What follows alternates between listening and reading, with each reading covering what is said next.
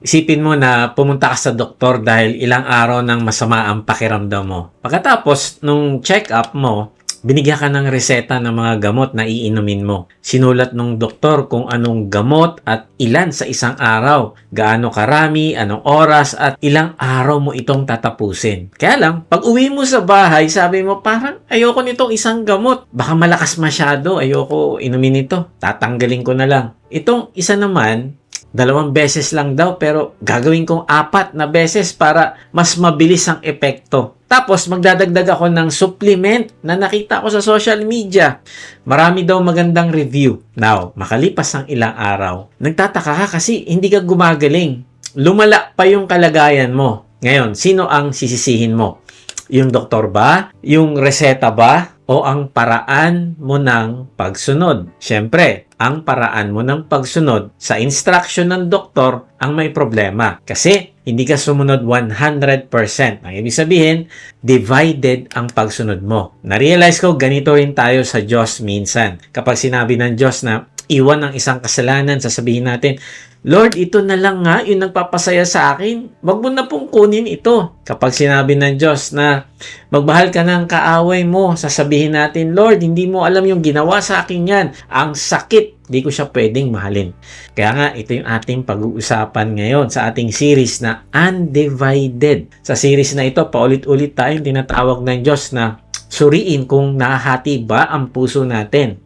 Hati ba ang pagmamahal natin? Hati ba ang pagsamba natin? Hati ba yung faithfulness natin sa Diyos? At ang isa na hindi dapat nahati ay ang ating obedience. Kaya pag-uusapan natin ngayon ay ang undivided obedience. Bakit? Kasi inaasahan sa atin ng Diyos ang pagsunod sa Kanya ng buong puso. Kasi hindi natin pwedeng sabihin na meron tayong undivided love sa Diyos, pero ang obedience natin ay divided. Kaya kaibigan, tapusin mo mensahe na ito kasi ang pagsunod sa Diyos ay hindi lang patungkol sa pagsunod sa rules, kundi ito ay tungkol din sa nagmamahalang relasyon mo sa Diyos. Sabi nga sa John 14:15, kung mahal nyo ako, sundin ninyo ang aking mga utos. Ang ibig sabihin, kung sinasabi mong mahal mo ang Diyos tapos hindi mo siya sinusunod ng buo, ay maaaring hindi mo siya talaga mahal. Kasi kung mahal mo siya, kahit mahirap gawin yung kalooban niya na inuutos sa'yo, ay susunod ka kasi ipapakita mo sa kanya na mas mahal mo siya kaysa sa bagay na mahirap isuko o gawin. Kaya habang pinapakinggan natin ang mensahe ay tanungin natin ito sa sarili. Lord, ano po yung humahadlang para hindi kita masunod? Tulungan mo ako ma-identify ito at baguhin. Simula ngayong araw ay buong puso kitang susundin. Magandang araw mga ka-Watchi. Praise God at nagkita-kita na naman tayo. May good news ako. Every Sunday 6 p.m. na po ang ating bagong upload simula ngayon sa halip ng Monday. Ginawa natin ito dahil napakaraming online mission groups na nagmi-meet ng Sunday at Monday morning ang gumagamit ng videos natin para sa kanilang discussion. So para mas maaga ninyong magamit, Sunday na tayo. Sa mga bago pa lang dito, ako po si Kuya Mike. Ang calling ko ay i-share ang salita ng Diyos sa paraang simple lang at madaling maintindihan. At kung hindi ka pa member ng isang online mission group, makinig ka kapatid. Kung gusto mong gumawa ng difference sa buhay ng iba, kung mahal mo ang Panginoon at gusto mong maging bahagi ng kanyang gawain na hanapin ang mga nawawala at gawin silang alagad, now is the time to join our mission group. Dito tutulungan ka naming makilala ang Panginoon ng mas malalim o intimately. I-equip ka namin sa paglilingkod sa Kanya sa pamamagitan ng pagbabahagi ng salita at pagdidisciple. Kung ito ang tinitibok ng puso mo na sumunod sa panawagan ng Diyos sa atin, mag-type ka lang ng join sa comment section o kaya naman ay i-message nyo kami. So paano ba tayo magkakaroon ng undivided obedience sa Diyos? Kasi syempre, kung minahal tayo ng Diyos at mahal din natin siya, ay gusto natin ipakita sa Kanya na hindi lang sa salita yung pagmamahal natin sa Kanya, kundi pati na sa gawa. So una, follow God's Word seriously. Kung talagang gusto mo siyang sundin, follow God's Word seriously. Pangalawa, hold fast to God faithfully. At pangatlo, reveal God's wisdom through your life. So, pag-usapan muna natin yung una. Follow God's word seriously. So, bago natin basahin ang talata na pag-uusapan natin ngayon ay alamin muna natin yung context nito. Noong unang panahon kasi na yon, ang mga Israelita ay malapit nang pumasok sa Promised Land. Matagal silang naglakbay sa ilang at nakita nila ang kapangyarihan ng Diyos. Nakita rin nila yung provision niya. Nakita nila yung katapatan niya sa pagbibigay ng lahat ng kailangan nila dun sa disyerto at ang pagdisiplin ng Diyos sa kanila kung sila naman ay nagre-rebelde at tumatalikod sa Kanya. Ang ibig sabihin, hindi sila sumusunod. Ngayon naman, bago sila pumasok sa panibagong season ng buhay nila, kasi finally makakapasok na sila sa lupain na pinangako sa kanila ng Diyos. Pero binigyan muna sila ng tagubilin ng Diyos na kailangan nila upang sila ay magtagumpay at maranasan ang mabuting plano ng Diyos sa kanila doon sa lupain na ipinangako sa kanila. Basahin natin ang tagubilin ng Diyos sa kanila sa Deuteronomy 4:1-2. Pakatapos, sinabi ni Moses sa mga Israelita, "Pakinggan ninyo ang mga utos at tuntunin na ituturo ko sa inyo. Sundin ninyo ito para mabuhay kayo at makapanirahan sa lupaing ibinibigay sa inyo ng Panginoon, ang Diyos ng inyong mga ninuno. Huwag ninyong dadagdagan o babawasan ang mga utos na ibinigay ko sa inyo mula sa Panginoon na inyong Diyos. Dapat ninyo itong sundin." Sabi sa talata, pakinggan ninyo ang mga utos at tuntunin. Ang salitang pakinggan dito ay hindi lang nangangahulugang narinig natin gamit yung tenga. Alam mo, sa pananaw ng Biblia, ang tunay na pakikinig talaga ay may kasamang pagtanggap at pagsunod doon sa binabasa natin o naririnig nating salita ng Diyos. Hindi sinabi ni Moses, makinig kayo para madagdagan ng inyong kaalaman sa Diyos. Kundi ang ibig sabihin ng pakinggan ninyo ay tatanggapin nila ang utos at susundin. Ang ibig sabihin, dahil sa ang Diyos ang nagbigay ng utos at tuntunin, ay ituturing nila ito na authority ng kanilang buhay. Ang ibig sabihin, ang utos at tuntunin ng Diyos ang magpapatakbo ng kanilang buhay sa araw-araw. Ang ibig sabihin, simula sa paggising mo sa umaga, ay sinisigurado mo na makuha mo mula sa Diyos yung kanyang bagong revelation at direction para masunod mo ito. Kasi ito ang authority sa buhay mo. Palagi mo babalikan at papakinggan para sundin. Tingnan mo, sabi sa talata, sundin ninyo ito. Pansinin mo, kaibigan, na matapos sabihin ni Moses na makinig sila, agad niyang sinabi na sundin nila ito. Ang ibig sabihin, ang pakikinig at pagsunod ay magkasama. Hindi sapat na alam natin ang kalooban ng Diyos. Hindi sapat na sang-ayon tayo sa direksyon ng Diyos sa atin.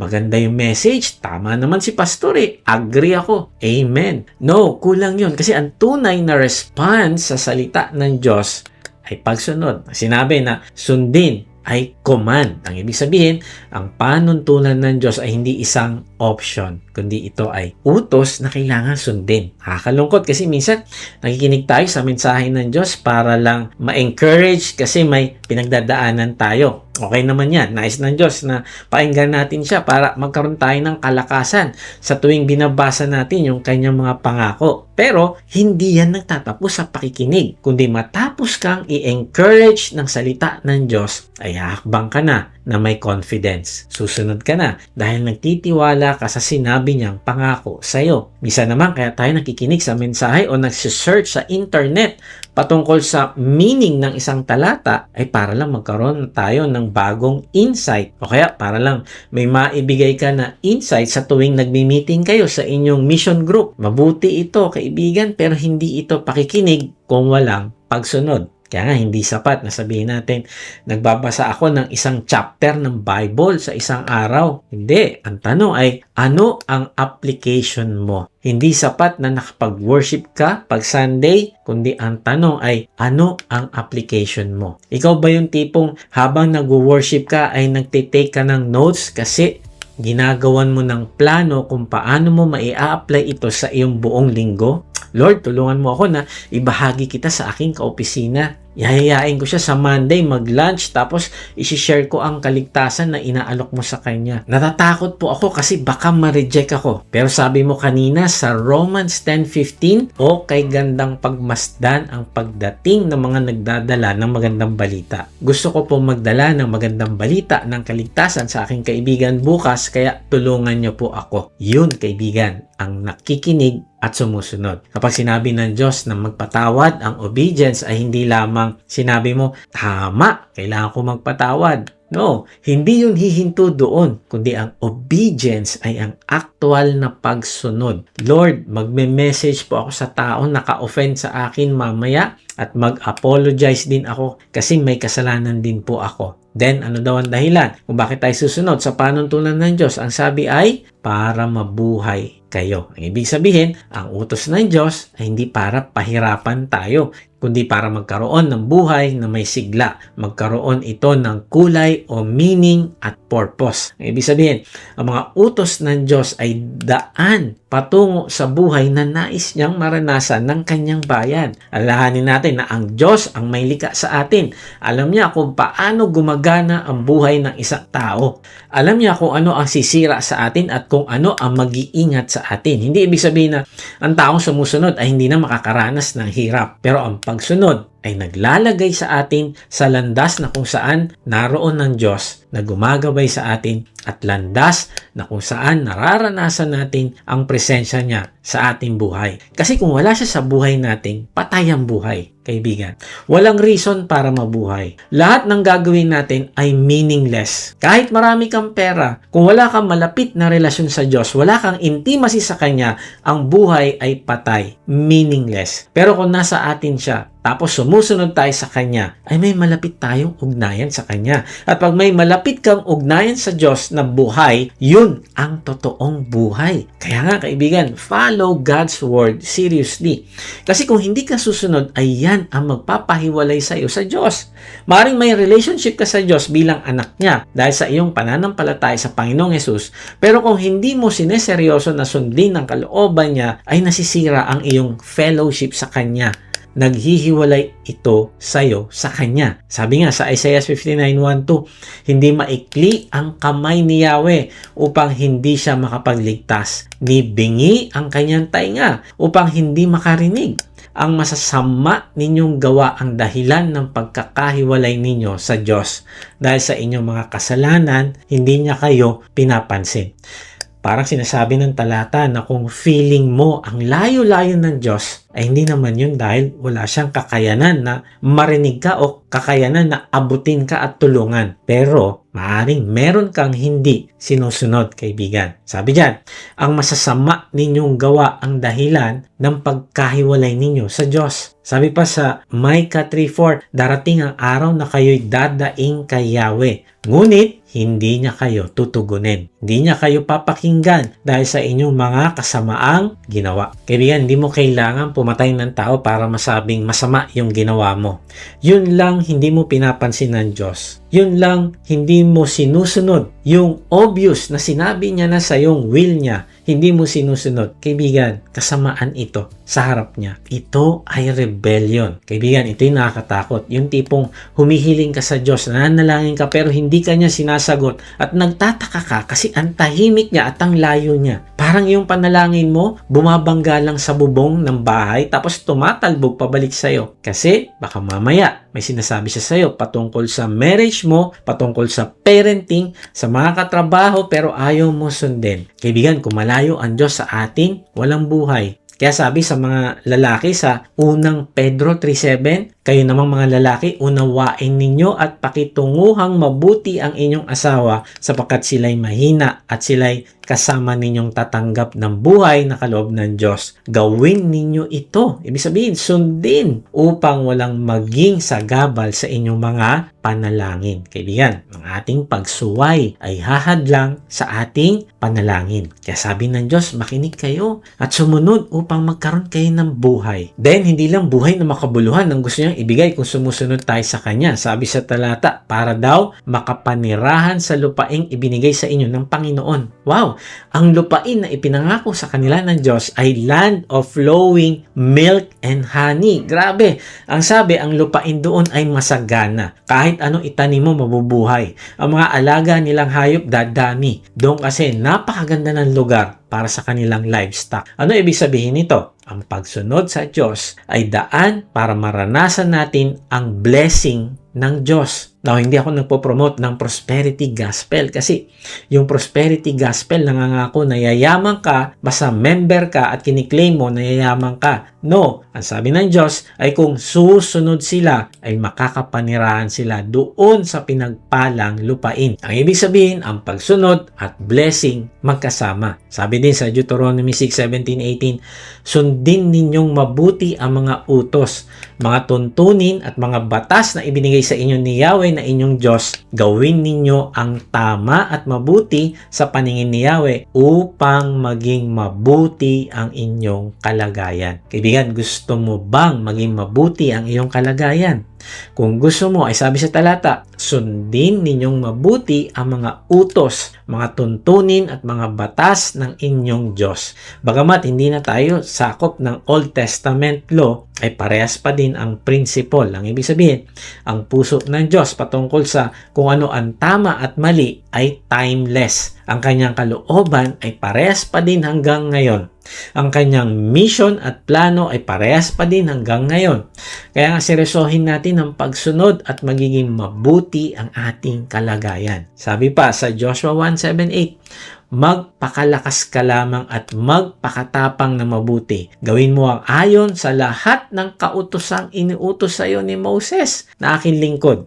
Huwag kang liliko sa kanan o sa kaliwa upang ikaw ay maging matagumpay saan ka man pumunta. Ang aklat na ito ng kautusan ay huwag aalisin sa iyong bibig, kundi ito ay iyong pagbubulay-bulayan araw at gabi upang iyong masunod ng ayon sa lahat ng nakasulat dito, sapagkat kung magkagayoy, ang ibig sabihin, kung sinusunod mo ang salita ng Diyos, ano mangyayari? Iyong pagiginhawahin ang iyong lakad at magtatamo ka ng tagumpay. Kaibigan, gusto mo bang magtagumpay? Ang sabi ay, gawin mo ang ayon sa lahat ng kautosang inuutos sa iyo ni Moses. Ibig sabihin ay seryosohin mo na sundin ang salita ng Diyos. Then sabi dyan, ito ay yung pagbulay-bulayan araw at gabi upang iyong masunod ang ayon sa lahat ng nakasulat dito. Kaya nga ang tanong, kung seryoso talaga tayo sumunod sa Diyos, ay binibigyan mo ba ng oras ang pagbabasa ng kanyang salita? Inaalam mo ba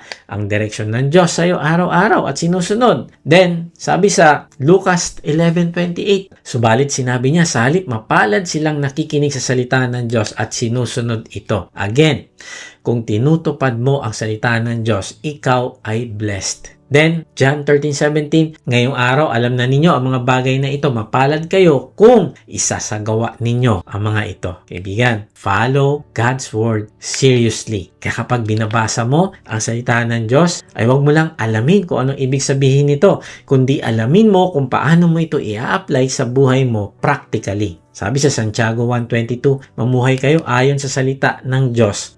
Kung ito'y pinapakinggan lamang ninyo, ngunit hindi isinasagawa, dinadaya ninyo ang inyong sarili. Kaibigan, huwag mo gawing goal lang na matapos mo basahin ng Bible, kundi gawin mo ding goal na araw-araw may apply mo ang sinasabi sa'yo ng Diyos. Kaya ang ating conversation time na binabahagi natin sa ating mga GC ay importante na may nakalagay na ano ang aking gagawin. Kasi matapos mo marinig yung sinabi ng Diyos, number 1, ano yung sinabi ng Diyos? Nilalagay natin doon, yung talata. And then number 2, ano yung aking pagkaunawa? Ano yung pagkaintindi mo doon? And then number 3, lalagay mo, ano ang aking gagawin? Kasi kung hindi natin ito i-apply, ay dinadaya lang natin ang ating sarili. O, nakapagbasa na ako ng verse ha, share ko nga itong verse na ito. No, kaibigan, hindi yun natatapos doon. lagyan mo yan ng ano ang aking gagawin. Paano mo yan i-apply sa iyong asawa, sa iyong anak, sa iyong katrabaho, sa iyong ministry, sa mga taong nakasakit sa iyo. Hindi ko alam kung ano yung pinagdadaanan mo, pero kakausapin at kakausapin ka ng Diyos at bibigyan ka niya ng instruction. At kapag natanggap mo yung verse, yung instruction na yon, gagawan mo yun agad ng application. Nagpapagod lang tayo kasi kapag hindi natin ina-apply yung salita ng Diyos, grabe, sayang yung effort natin. Pero hindi tayo mapagpapala ng Diyos kung walang application. Bakit? Kasi mas importante sa Diyos ang dami ng sinunod mo kaysa sa dami ng binasa mo. Kaya nga, follow God's Word seriously. So, paano ba tayo magkakaroon ng undivided obedience sa Diyos? Una, follow God's Word seriously. At pangalawa, hold fast to God faithfully. Sabi sa Deuteronomy 4:3-4, nakita ng inyong mga mata ang ginawa ng Panginoon sa Baal Peor, sapagkat lahat ng mga tao na sumunod kay Baal Peor ay pinuksan ng Panginoon mong Diyos sa gitna mo. Ngunit kayong humawak ng matatag sa Panginoon ninyong Diyos ay buhay na lahat sa araw na ito. Bago natin pag-usapan kung paano tayo kakapit ng tapat sa Diyos, kailangan muna nating maunawaan kung ano ang ipinapaalala ni Moses sa Israel. Sabi niya, nakita ng inyong mga mata. Ang ibig sabihin, hindi ito chismis, kundi nakita ng dalawang mata nila mismo ang dalawang bagay na nangyari. Una, nakita nila na may panganib pag sumuway at nagrebelde sa Diyos. May consequence. Pangalawa, nakita naman nila ang kabaligtaran kung paano naging tapat ang Diyos sa mga taong kumapit at nanatiling tapat sa Kanya. Na-realize ko na may mga sandali na ganito din tayo. Marami na tayong nakitang relasyon na nasira dahil sa kasalanan. Tama ba? Hindi na natin kailangan turuan o pagsabihan kasi nakakita na tayo. Tumingin ka lang sa paligid, sa social media, sa TV, makikita mo ang epekto ng mga pamilyang nasira dahil ang asawang lalaki o babae ay nagloko. Nasaksihan din natin na may mga leader na bumagsak dahil sa pride. Halimbawa, may sinabi o ginawa siyang nakasakit sa member o co-leader, tapos sa halip ng makinig, ipinagtanggol niya agad yung sarili. Sabi niya, masyado ka lang kasing sensitive. At dahil hindi siya humingi ng apology, lalo pang lumalim yung sugat. Nawala ang tiwala ng mga tao sa kanya. Nagsimulang lumayo ang volunteers at members, nawala yung credibility ng leader at kalaunan bumagsak yung ministry relationship niya. Naranasan na din natin na madamay sa magulong buhay kasi yung kaibigan o asawa o kamag-anak natin ay may mga compromise na ginawa. Kaya lang, ito yung problema. Kahit nakita na natin ng bunga o consequence mula sa ibang tao, ay iniisip pa rin natin na hindi naman siguro mangyayari sa akin ito. Kaibigan, maaring hindi eksaktong parehas na consequence ang maranasan mo, pero meron at meron itong consequence. Kaya nung sinabi ng Diyos sa kanila na nakita ng inyong mga mata, ay parang sinasabi ng Diyos na wala kayong maidadahilan kapag hinayaan ko na maranasan ninyo ang consequence ng ginawa ninyo. Kasi nakita nyo na merong consequence kapag nag-disobey kayo. Now, ano ba ang nangyaring consequence ng kanilang kasalanan? Sabi sa talata, ang ginawa ng Panginoon sa Baal Peor. Ang Baal Peor ay tumutukoy sa nangyari sa Numbers chapter 25. Habang ang Israel ay malapit ng pumasok sa lupaing pangako, naakit ang ilan sa kanila sa pakikiapid sa mga Moabita at sa pagsamba kay Baal. At dahil dito ay itong ginawa ng Diyos. Sabi sa talata, sapagkat lahat ng mga tao na sumunod kay Baal Peor ay pinuksa ng Panginoon. Sabi, lahat ng mga tao na sumunod kay Baal Peor. Ibig sabihin, nang sumunod ay gumawa sila ng choice. Mas pinili nila ang pakikiapid sa ibang lahi na naging dahilan para piliin din nila na sumamba kay Baal at talikuran ang Diyos. Kaya ang ginawa ng Panginoon ay pinuksa silang lahat. 24,000 ang namatay noon.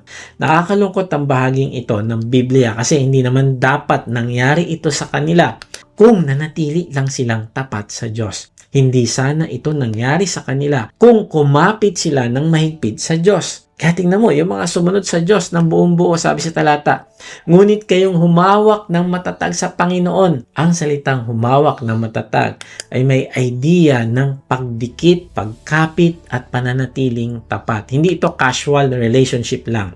kundi ito ay covenant ng loyalty sa Diyos. Lord, kahit anong mangyari, kahit ang buhay ko ay bibigay ko sa iyo, susunod ako sa iyo, kakapit ako sa iyo ng mahigpit. Ibig sabihin, hindi lamang sila naniwala na may Diyos, kundi pinili nilang manatili sa Kanya kahit pa nga ang iba nilang kasama ay inaakit na din silang sumamba kay Baal. Kaya nga sabi sa talata, sila ay pinagpala. Sabi, sila daw ay buhay na lahat sa araw na ito. Ang ibig sabihin, walang napahamak sa kanila na nanatiling loyal at sumusunod sa Diyos. Na-realize ko na ang buhay nila ay hindi aksidente. Ito ay patotoo sa atin na may buhay sa pananatili at pagsunod sa Diyos. Hindi ibig sabihin na ang lahat ng faithful believers ay hindi na mamamatay o hindi magkakaroon ng problema sa buhay. No, ang point ay ito. Ang tunay na buhay ay matatagpuan sa Diyos at ang paglayo sa Kanya ay daan papunta sa kapahamakan. Daan sa pagkasira ng buhay at daan para hindi tayo magkaroon ng lumalagong relasyon sa Diyos. Ang mga taong sumunod kay Baal ay nakaranas ng panandaliang pleasure pero nawalan ng buhay na pisikal at hindi rin sila nagkaroon ng buhay na spiritual. Pero ang mga kumapit sa Diyos ay maaring tumanggi sa temporary pleasure pero nanatili silang buhay sa presensya at grace ng Diyos. Kaya nga, tanungin natin ito sa sarili. Ano ang bagay na mas mahigpit kong hinahawakan kaysa sa Diyos? At anong kailangan kong bitawan upang makakapit ako ng buo sa Kanya? Kaibigan, hindi sapat na pumapasok tayo sa church. Hindi sapat na Christian ang pamilya natin. Hindi sapat na nakikinig tayo ng worship songs. Hindi sapat na active tayo sa ministry. Ang tanong ay, nakakapit ba talaga tayo sa Panginoong Yesus? Ang pagkapit sa Panginoon ay hindi lang pagsasabing naniniwala tayo sa Kanya. Ito ay pagpiling manatili sa Kanya kahit may pressure, kahit may temptation, kahit may suffering, o pagkakataong mas madaling sumunod sa sariling gusto, pero nakakapit pa rin tayo sa Panginoon. So, ang ibig sabihin ng nakakapit pa rin tayo sa Panginoon ay siya pa rin ang pinipili natin kahit may ibang bagay na gustong pumalit sa puso natin. Patuloy tayong nananalangin kahit wala pang sagot si Lord. Patuloy tayong sumusunod kahit hindi malinaw ang magiging resulta. Lumalapit tayo sa Kanya kapag mahina tayo, sa halip na tumakbo palayo. Nananatili tayo sa Kanyang salita kahit salungat ito sa ating damdamin o kagustuhan. Kapag nadapa tayo, nagsisisi tayo at bumabalik sa Kanya. Hindi natin ipinagpapalit si Kristo sa pera, sa relasyon, sa posisyon, comfort o ambition. Kaibigan, tandaan mo ito. Ang nakakapit sa Panginoon na hindi taong walang kahinaan. Siya ay taong sa gitna ng kahinaan ay patuloy na bumabalik, nagtitiwala at nananatili kay Kristo. Noong December 2023, ilang Nicaraguan pastors at ministry workers ang inaresto. Ilang buwan silang nakulong, inilayo sa kanilang pamilya, at hinarap ang mabibigat na sentensya at mga kasong kanilang itinanggi noong September 2024. Kabilang sila sa 135 prisoners na pinalaya at dinala sa Guatemala. Sa loob ng bilangguan, nakaranas sila ng isolation. May mga pastor na pinagkaitan ng Bible at malinis na tubig. Pero patuloy silang nanalangin, nag-ayuno at nagministeryo sa isa't isa. Ayon sa kanilang testimonies, maging ang ibang prisoners at ilang guards ay nakarinig ng kanilang pangangaral. At meron pang isang kasama nila na kinuha ang kanyang salamin kahit pa nga malabo na yung mata niya. At noong binigyan siya ng Bible nung kanyang kasamaan sa kulungan, alam mo, itong lalaking ito na kinuha yung salamin niya, kahit nahihirapan siyang makakita, ay binasa niya ang Bible at tinapos ng buo ng 2 beses. At yon ang nagbigay sa kanya ng lakas. Isipin mo ito.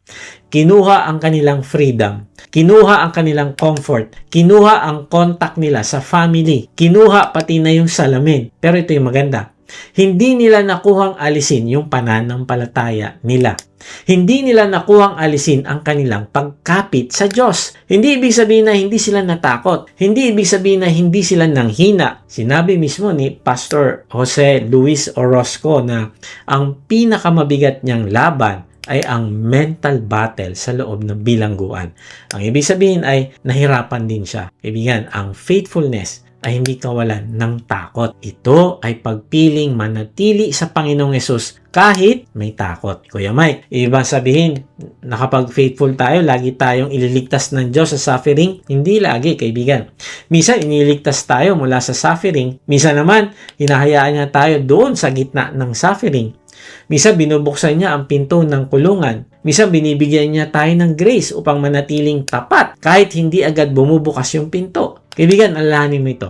Ang pangako ng Diyos ay hindi palaging matatakasan natin yung suffering, kundi ang pangako niya ay ang presensya at katapatan niya ay nasa atin palagi. Kuya Mike, paano kung mahina yung kapit ko? Paano kung natatakot ako na baka isang araw ay bumitaw ako? Kaibigan, basahin natin ito. John 10:27-29. Pinapakinggan ng aking mga tupa ang aking tinig at sila'y aking kilala at sila'y sumusunod sa akin. Sila'y binibigyan ko ng buhay na walang hanggan at kailanman hindi sila mapapahamak at hindi sila aagawin ng sinuman sa aking kamay.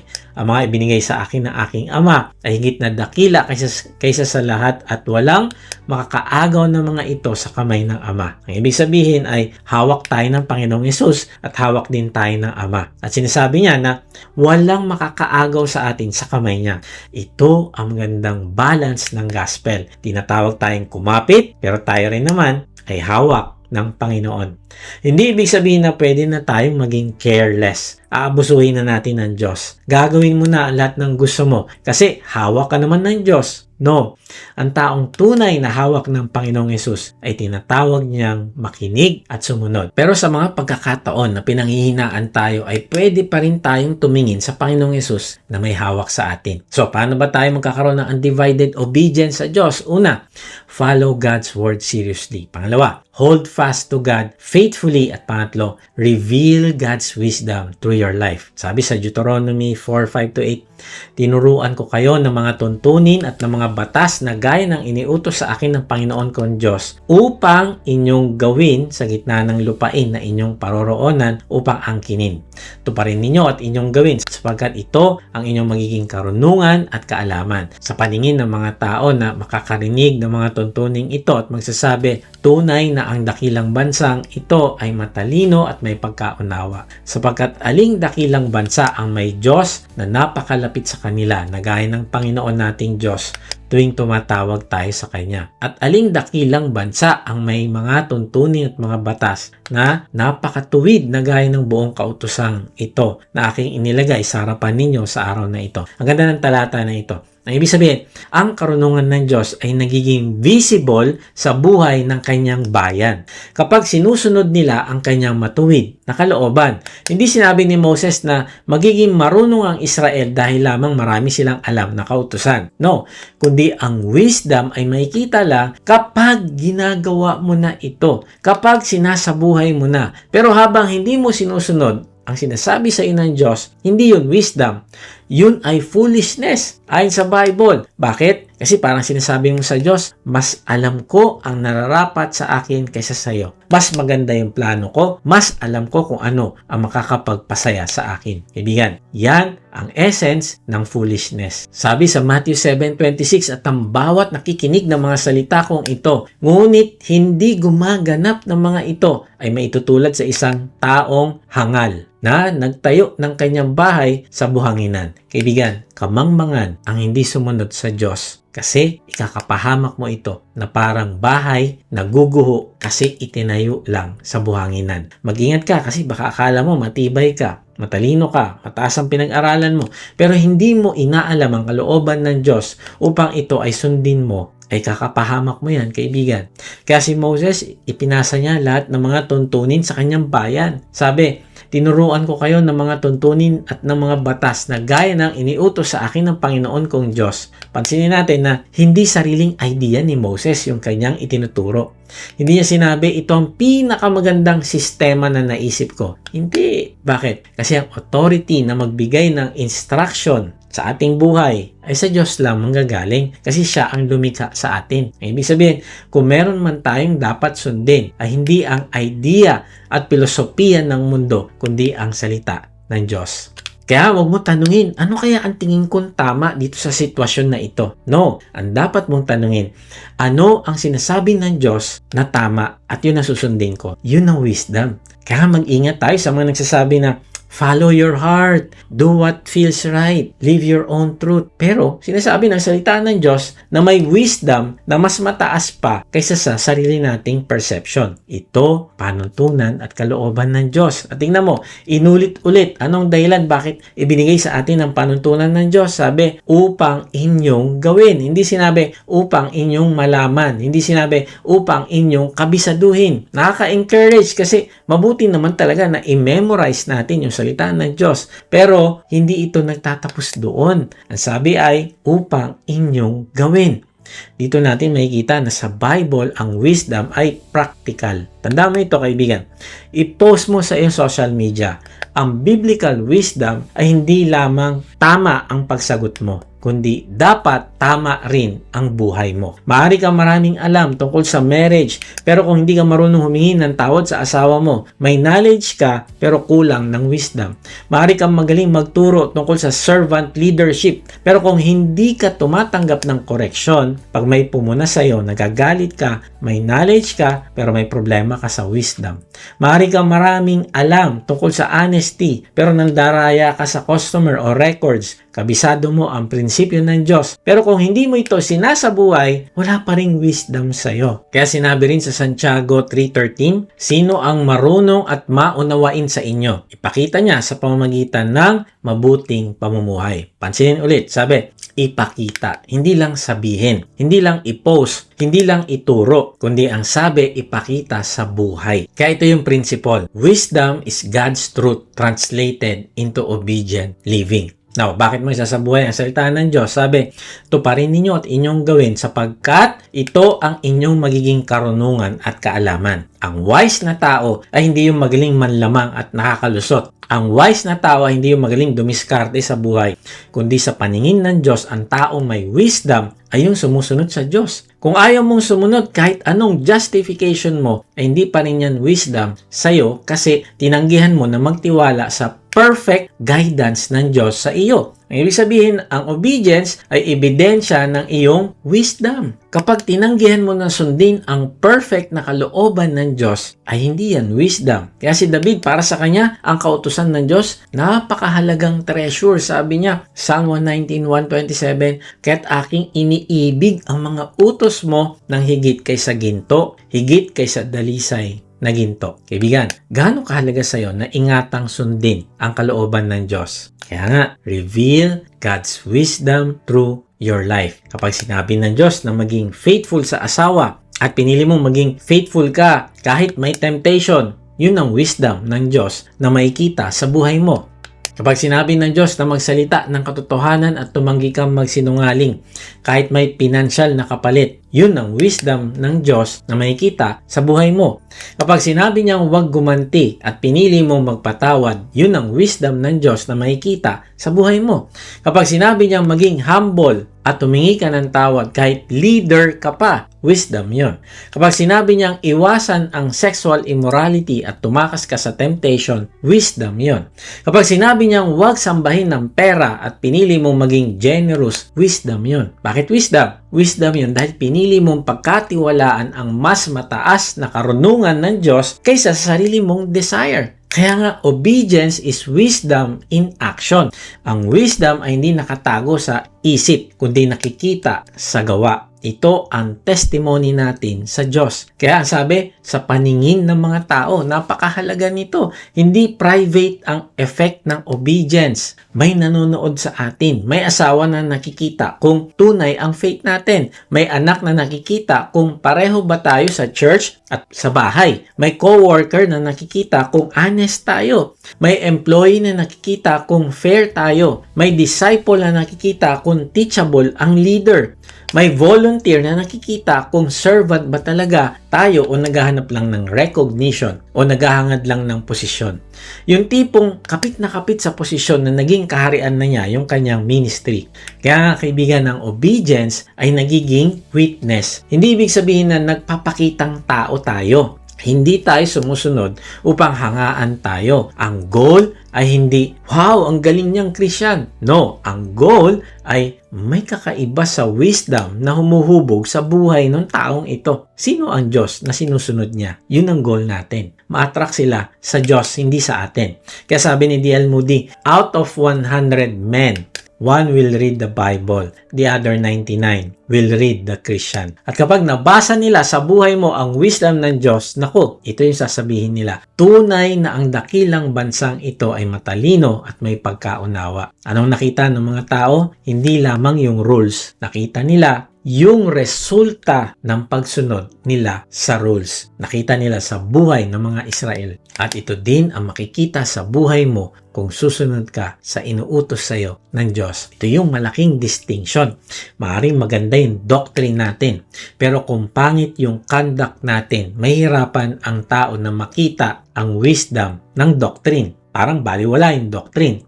Pero kapag nakita nila isang husband na marunong humingi ng tawad, isang wife na marunong magpasensya, isang parent na may integrity, isang business owner na patas, isang employee na tapat kahit walang bantay na boss, isang leader na marunong tumanggap ng correction, isang Christian na hindi gumaganti kapag sinaktan. Ang nakikita nila ay practical evidence na may wisdom ang Diyos na kanyang sinusunod. Kaya sabi sa susunod na talata, aling dakilang bansa ang may Diyos na napakalapit sa kanila. Wow!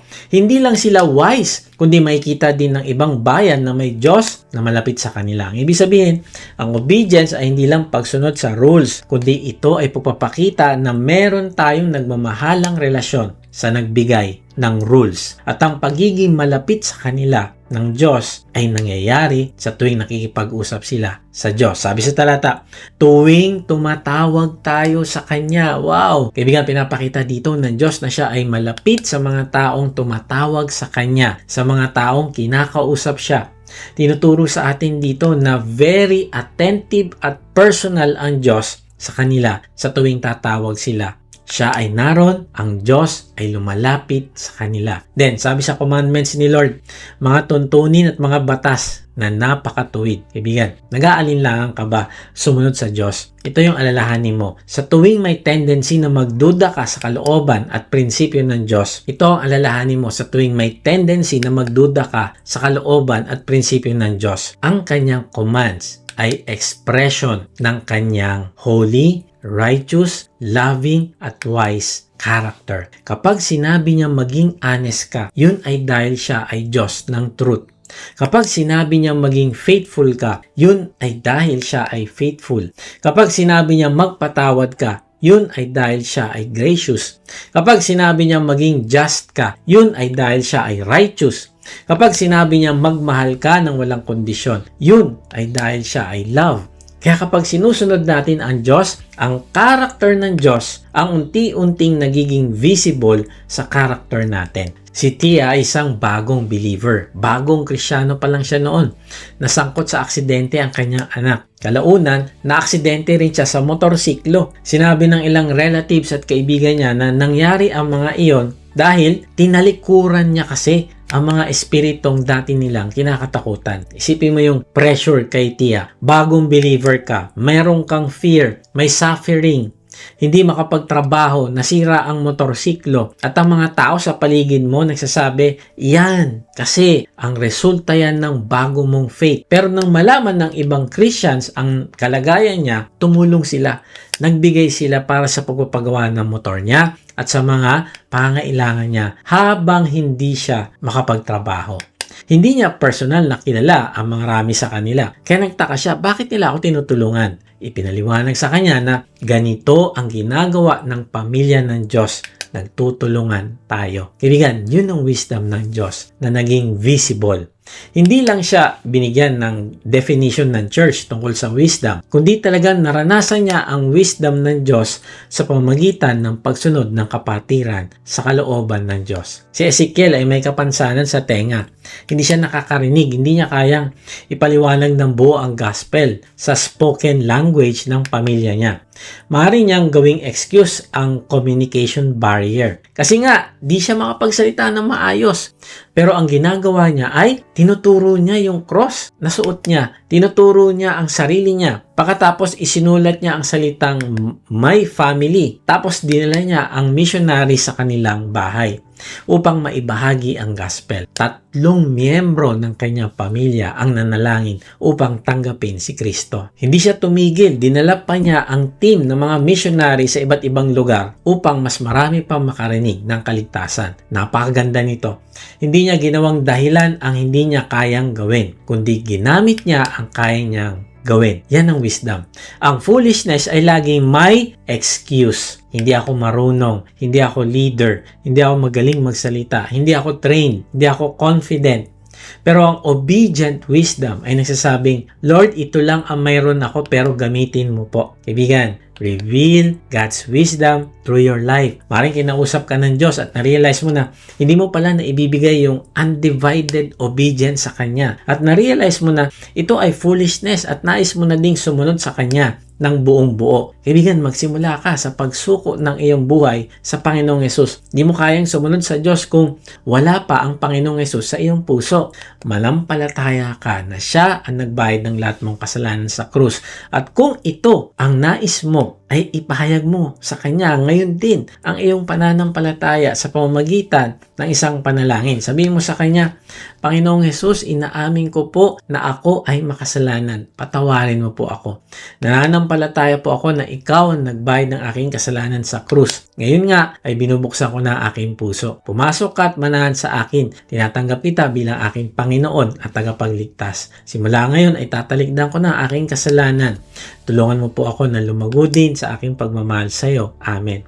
Kaibigan, kung nanalangin ka ng may pananampalataya sa Panginoong Yesus, ay ngayon din, ikaw ay pinanganak na muli.